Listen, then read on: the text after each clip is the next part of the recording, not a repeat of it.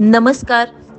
सांगली प्रहार न्यूजच्या शिक्षण क्षेत्रातील यश या कार्यक्रमामध्ये आपल्या सर्वांचे सहर्ष स्वागत. आपण पाहतच आहोत, सध्याचे युग हे करिअर करण्याच्या दृष्टीने अतिशय महत्त्वाचे असे मानले जाते.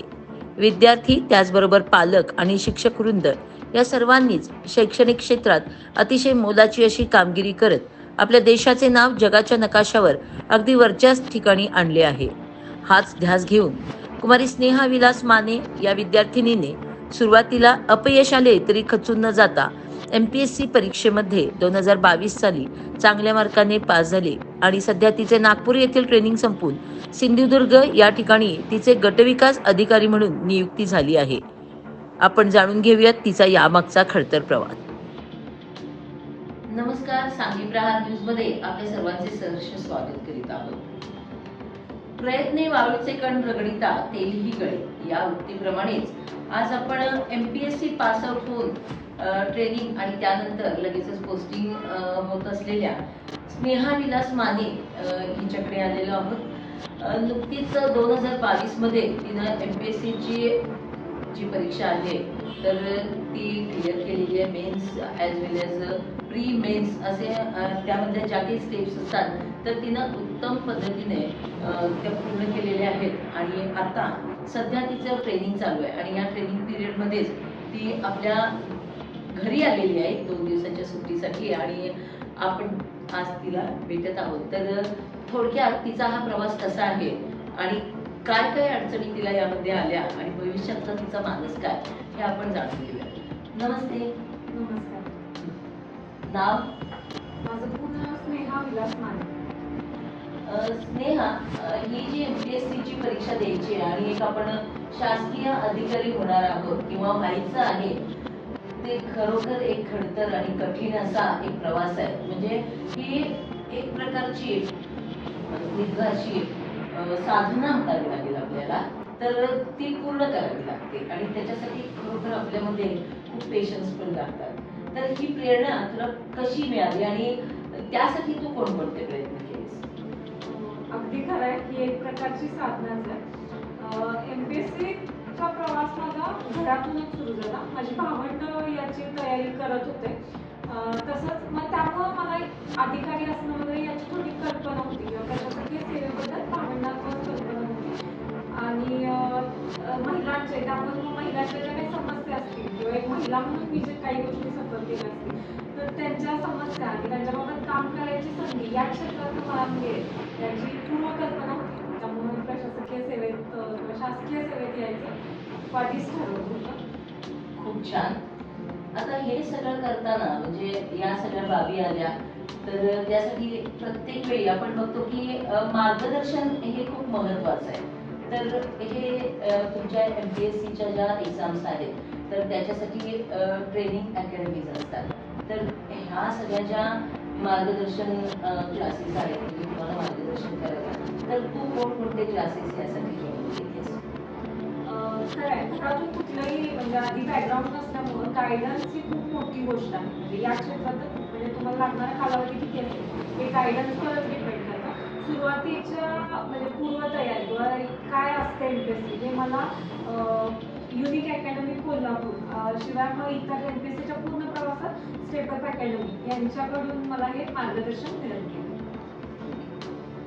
आता हे मार्गदर्शन झालं, सगळं झालं, पण आपण प्रत्येक वेळेस क्लास धरून बसत नाही किंवा खूप वर्ष आपण फक्त क्लासवरच अवलंबून राहत नाही. तर त्या व्यतिरिक्त आपल्याला स्वतःचा वैयक्तिक असा अभ्यास देखील करावा लागतो.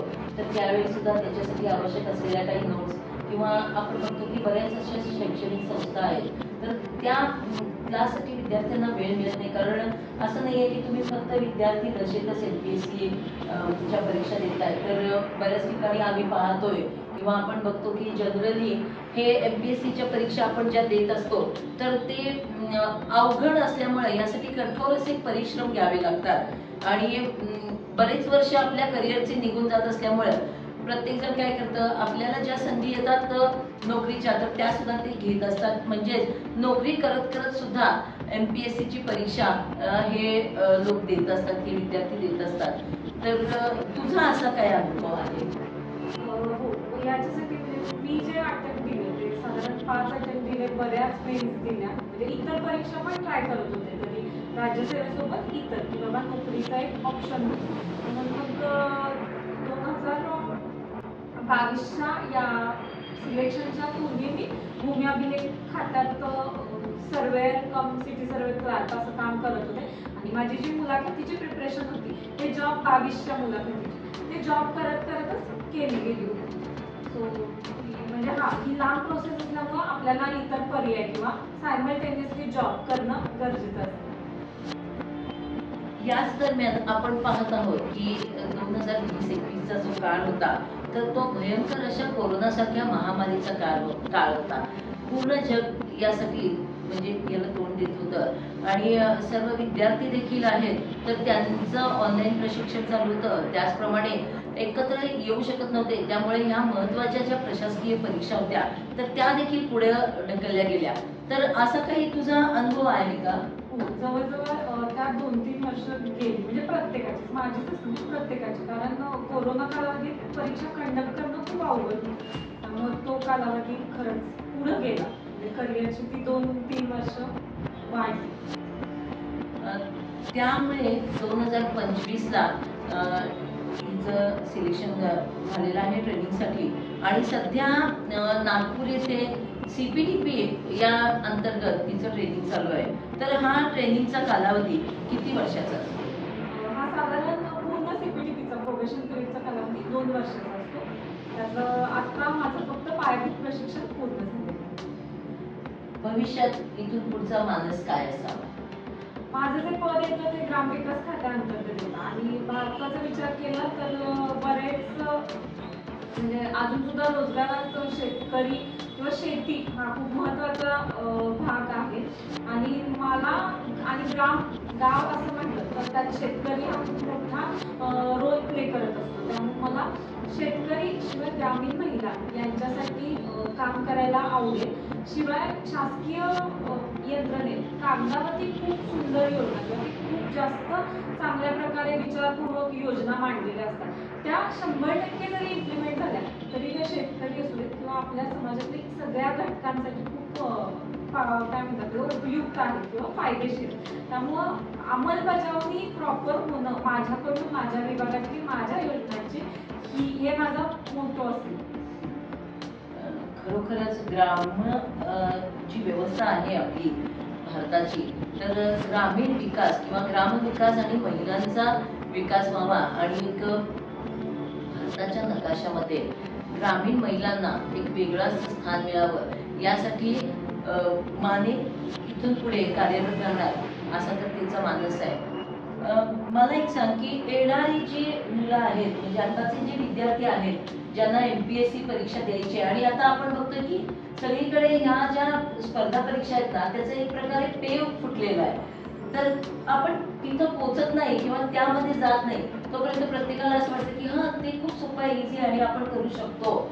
पण तुम्ही जेव्हा प्रत्यक्षात त्या ठिकाणी पोचता म्हणजे क्लासेस जॉईन करता किंवा तुमचं ध्येय ठरतं की आपण MPSCची परीक्षा द्यायची आहे आणि जेव्हा ट्रेनिंग चालू होतं तर त्यावेळी क्लास चालू होतात तर त्यावेळी तुम्हाला कळतं म्हणजे शिकताना की ते कितपत अवघड आहे. तर खूप लोक त्यातच अडकतात आणि खूप अटेम्प्ट देत आपल्या करिअरला इतर नोकरीच्या संधी जेव्हा येतात तर त्या सुद्धा ते केवळ एका कारणाने डावलतात की नाही मी याच्यामध्ये आता करेनच म्हणजे मी पास होईनच किंवा मला मिळेलच चान्स. तर असं करत ते आपल्या आयुष्याची खूप मोलाची वर्षे वाया घालवतात आणि नंतर काय होतं ते फ्रस्ट्रेट होतात म्हणजे ते डिप्रेशनमध्ये पण जातात. तर या मुलांसाठी तुझा संदेश काय असेल? तुम्ही म्हणजे अगदी खूप जास्त महत्त्वाचा प्रश्न विचारला, कारण MPSC असू दे, UPSC असू दे किंवा साधं शासकीय कुठलीही नोकरी असू दे, त्याला जे रियालिटीमध्ये आहे, वास्तविक जे आहे त्याच्यापेक्षा खूप जास्त असं ग्लोरीफाय केलं जातं किंवा खूप जास्त असं मोठ्या प्रमाणात हे खूपच जास्त काहीतरी छान आहे किंवा चांगलं आहे असं दाखवलं जातं. पण आहेत इथं खरंच तेवढे काम करायची संधी आहे किंवा ते तिथं आहे. पण ते म्हणजे आयुष्य नाही आहे, म्हणजे फक्त तोच म्हणजे करिअरचा ऑप्शन नाही. त्यामुळं या फील्डमध्ये येणाऱ्या प्रत्येकानं ऑप्शन B हा ठेवलाच पाहिजे, कारण खूप जास्त कॉम्पिटिशन आहे इथं, खूप खूप जास्त प्रमाणात स्पर्धा आहे. लाखोनी विद्यार्थी बसतात, त्यातले शेकडो विद्यार्थी सिलेक्ट होतात. कधी कधी तरी पदांची संख्या ही 100च्या आत असते, पण बसणाऱ्यांची संख्या लाखोमध्ये असते. म्हणजे अगदी 0.25 वर सुद्धा तुमची पोस्ट इन किंवा आउट होऊ शकते. मुलाखतीला कितीतरी वेळा रिटर्न जाऊन परत आलेले लोक आहेत. त्यामुळं लाईफमध्ये एकमेव मी केलं तर हेच करणार, हे ठेवणं म्हणजे खरंच डिप्रेशनकडे जाण्याचं हे आहे. आणि MPSC करणाऱ्या प्रत्येकाला एक फेज अशी येते, जी मी स्वतः पण अनुभवली, की बाबा नाही आता आपण शून्य आहोत. कारण डिग्री नंतरची महत्त्वाची 4-5 वर्ष आपण त्यात इन्व्हेस्ट करतो. सो पहिला प्लॅन बी प्रिपेअर करून यात जर तुम्ही उतरला तर ते घरच्यांसाठी स्वतःसाठी सर्वाइव्ह करणं खूप सोपं जातं. खरोखरच अतिशय उपयुक्त असा मोलाचा सल्ला या ठिकाणी स्नेहा हिने दिलेला आहे. स्नेहाच्या भावी आयुष्याच्या वाटचालीस आमच्या सांगली प्रहार टीमकडून खूप खूप शुभेच्छा. धन्यवाद. सांगली प्रहार न्यूज करिता मुख्य संपादिका नीता पाटील.